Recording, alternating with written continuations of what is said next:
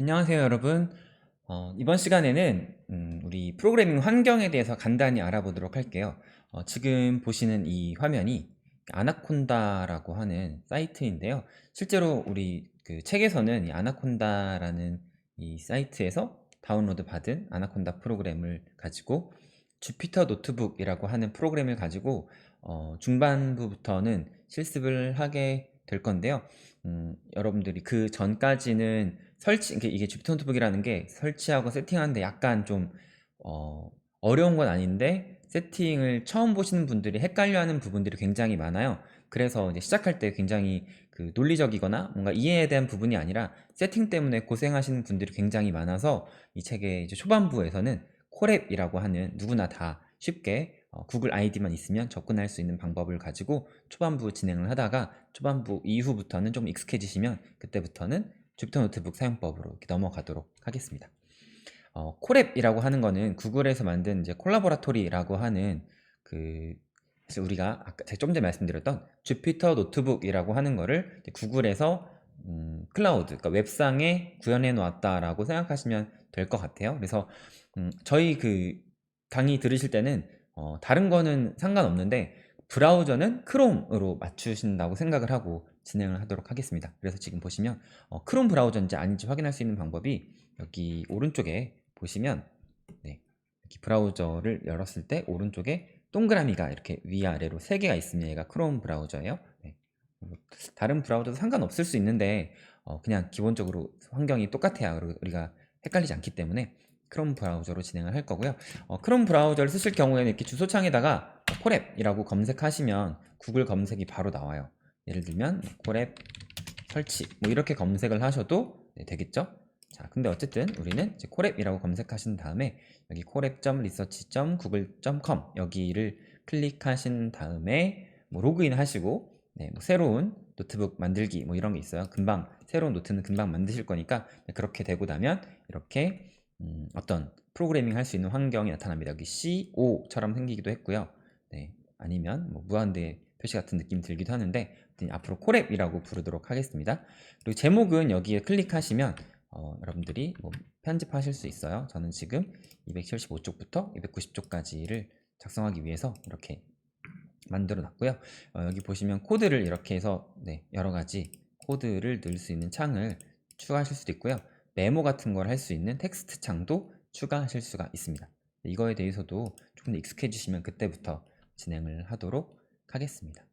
자, 그러면 첫 번째로 우리 여러분들 지금 파이썬 병아리반 그 290쪽까지 읽어 오셨다고 가정을 하고 저는 여러분들이 실습을 중심으로 이렇게 진행을 하도록 하겠습니다.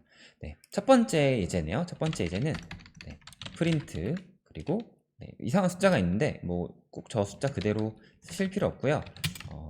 그냥 지금 중요한 사실은 이 곱하기 기호 2개를 썼더니 어떤 일들이 일어난지 우리가 예측을 해보는 게 우리의 첫 번째 미션이었어요. 그래서 책을 보시면 여기서 이 코드가 뭘 의미하는지 생각해 보라고 말씀 나오는 부분이 있는데 이거를 제가 뭐 여러분들 책을 읽고 오셨으니까 간단하게 얘가 몇 글자짜리인지 여러분들한테 좀 소개를 드리면 len이라는 함수가 있어요. len이라는 함수는 아마 책에 아직은 안 나왔겠지만 뒤에서 나오게 될 건데 len이라는 함수는 실행 결과를 먼저 보면서 말씀을 드릴게요. 네, 이 실행 결과가 어떤 엄청 큰 숫자가 나왔겠죠. 그럼 그 엄청 큰 숫자를 뭘로 바꿔줘요? 네, 문자로 바꿔줘요. 스트링으로 바꿔줘요.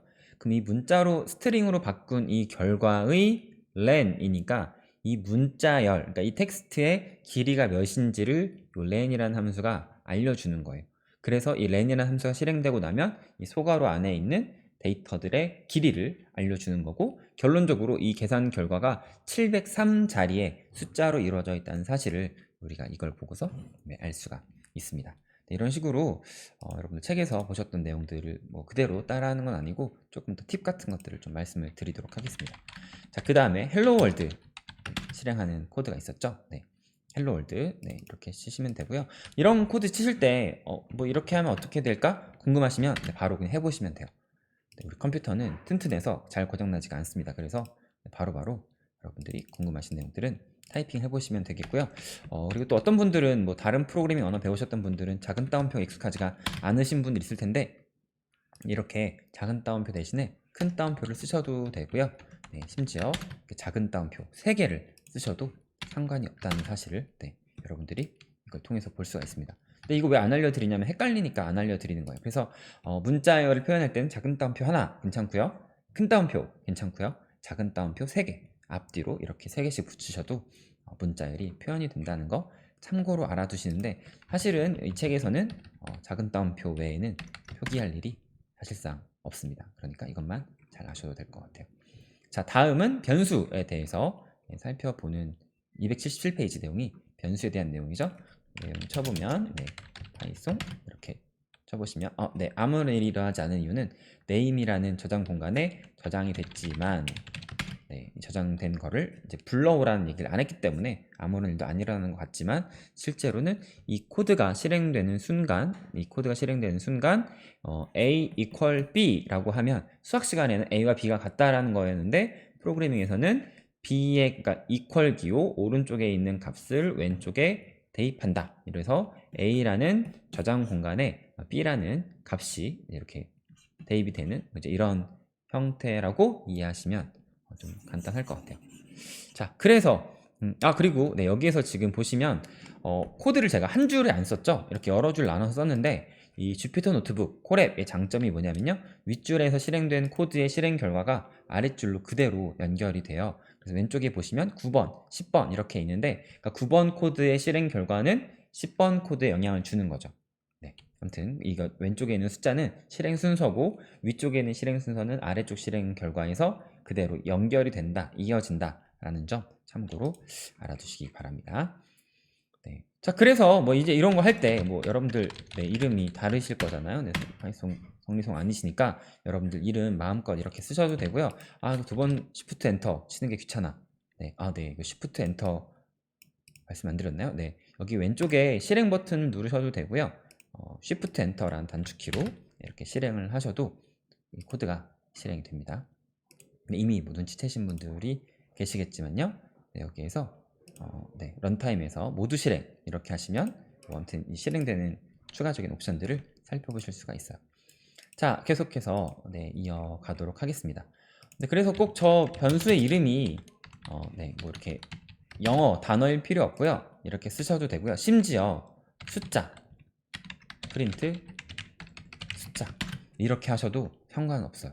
안 되는 경우는 어떤 게 있냐면, 예를 들면 뭐 숫자로 시작하는, 실제로 이렇게 0부터 9 사이에 이런 숫자로 시작되는 변수의 이름은 허용되지 않는데, 이런 것도 뭐 이제 이 책에서는 다루지 않았어요. 왜냐하면 좀 외울 게 많다고 느껴지시면 복잡할 것 같아서 말씀 안 드렸는데, 구글에서 검색하실 때 파이썬 그 변수 규칙 뭐 이제 이런 식으로 찾아보시면 이런 부분들에 대해서는 더 자세하게 알아보실 수가 있습니다.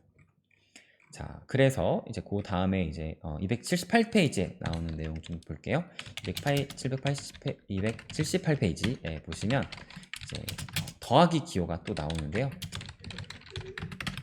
이 더하기 기호 보시면 다들 이거 실습해 보셨으니까 아시겠지만, 왼쪽에 있는 문자와 오른쪽에 있는 문자가 있을 경우에, 그러니까 이 더하기 기호 왼쪽과 오른쪽 모두에 더하기 기호가 있을 경우에는 얘가 두 개의 문자를 이렇게 연결시켜주는 연결자 역할을 한다라는 사실을 아실 수 있을 거예요. 양쪽에 더하기 기호 왼쪽 오른쪽에 다 숫자가 오면 우리가 알고 있는 사칙 연산이고, 왼쪽 오른쪽에 모두 다 문자가 오면 이렇게 더하기가 연결 역할을 해준다라는 사실 참고로 알아두시기 바랍니다. 자, 그러면 숫자랑은 어떻게 연결을 하나요? 이제 그런 부분들에 대해서 궁금하신 분들을 위해 2020년이죠. 지금 현재 강의를 찍고 있는 현재는 2020년인데, 이렇게 숫자랑 문자를 연결하고 싶을 때는 컴마 기호를 쓰시면 돼요. 단 이때는 띄어쓰기가 생깁니다. 띄어쓰기를 안 쓰는 방법도 있는데, 지금은 이제 그런 것들은 되게 중요하지 않은 내용이라서, 숫자랑 문자를 붙여서 출력하고 싶을 때는 컴마를 쓰고, 문자랑 문자를 붙여서 연결하고 싶을 때는 더하기를 쓰면 되는구나. 그럼 여기 더하기 대신에 컴마를 쓰면 안 되나요? 이런 것도 역시 여러분들이 직접 실행해 보시면 돼요. 네, 잘 되죠? 그런데 대신에 띄어쓰기가 생겼다. 이런 정도 차이가 있습니다. 그래서 컴마 기호를 하면 앞에 거랑 뒤에 거가 이제 그냥 띄엄띄엄 출력이 되는 거고요. 문자랑 문자를 연결시키고 싶을 때는 덧셈을 쓰면 된다 라는 이야기까지 해서 출력에 대해서 알아보았습니다. 자, 다음은 이제 입력 부분이에요. 사실 입력 부분이 오류가 나기 굉장히 쉬운 부분이에요. 그래서 오타 나는 거 되게 주의하시기 바라고요. 네, 안녕하세요. 이렇게 해서 실행해 보겠습니다. 처음 실행할 때 굉장히 많이 실수하시는 부분들이 바로 여기인데, 이제 지금 실행을 하고 나면 지금 빙빙 돌고 있죠. 네, 지금까지 이런 거 본 적이 없으실 텐데, 이 빙빙 돌고 있는 이유가 지금 우리를 기다리고 있는 거예요. 이 빙빙 돌고 있는 경우가 크게 두 가지가 있어요. 얘가 계산할 게 너무 많아서 계산 중이라는 거 우리한테 알려주는 경우도 있고요. 두 번째는 사람의 입력을 기다리는 경우가 있는데, 대부분의 오류가 많이 나는 부분들은 우리 책에서는 이게 입력 대기 중인데 얘를 무시하고 다른 코드를 쓰시면 오류가 되게 나기 쉬워요. 자, 그러면 우린 여기다가 여러분들 이름을 입력해 주시면, 여기서 input이라고 하는 함수에 입력된 결과가 어디에 저장이 돼요? 네임에 저장이 됐다가, 이 네임에 있는 텍스트 내용, 이거죠? 얘랑 님 안녕하세요가 붙어서 이런 결과가 나타나는 모습을 코드로 확인해 보았습니다. 죄송합니다.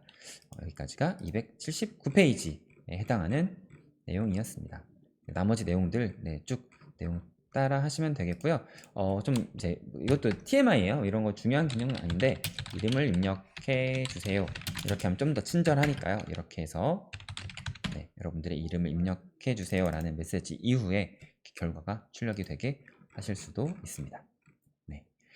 자, 그러면 여기에서 이제 책의 몇 페이지죠? 281페이지에 보시면 이번에는 숫자를 입력받는 내용이 나와요. 이 숫자 입력은 사실 우리 책에서도 좀 자주 등장하는 내용이라서 여러분들 잘 보셔야 되는데, 나이를 입력해 주세요. 여기까지 똑같아요. 그런데 프린트해서 age 빼기 4를 했다. 그랬더니 나이가 저희 실제 나이를 쓰면 안 되니까 20이라고 쓸게요. 자, 그럼 오류가 난단 말이죠. 오류 메시지를 잘 보시면 그 타입 에러라고 나와요. 그러니까 어떤 타입에 오류가 났다. unsupported 오퍼랜드 타입. 마이너스라는 기호는 str과 int 사이에서는 제공되지 않는다. 뭐 이제 이런 느낌이에요.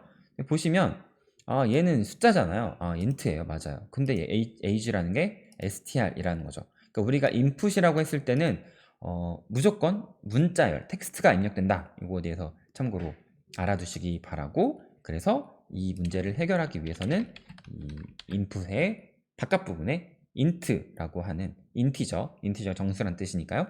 문자열을 정수로 바꿔주는 그런 함수를 이렇게 묶어주시면 이렇게 20 빼기 4 계산이 정확하게 나오는 것을 볼 수가 있습니다. 그럼 예를 들어서 제가 이름을 여기다 입력하면 어떻게 될까요? 성리송이라고 입력했어요. 근데 이 성리송이라는 값은 정수로 바꿀 수가 없겠죠. 이상하죠. 그래서 실행해 보시면 이 경우는 이거는 성리송이라는 거는 정수를 바꿀 수가 없는 값이야 라고 또 한번 오류가 나는 거예요. 이 오류 메시지는 되게 복잡해 보이긴 하는데 1번 줄에서 오류가 났고, 여기에서 이게 십진수로 표현할 수 없는 값이다. 뭐 이제 이런 얘기들이 설명으로 나오는 거는 느낌적으로 여러분들이 또 아실 수 있을 것 같습니다. 여기까지 해서 인티저에 관련된 내용이 나왔고요. 책을 보시면 조금 더 중요한 내용들이 많이 나오니까 책을 참고하시고, 여기까지 보고 잠깐 쉬었다가 연산자 부분을 살펴보도록 하겠습니다.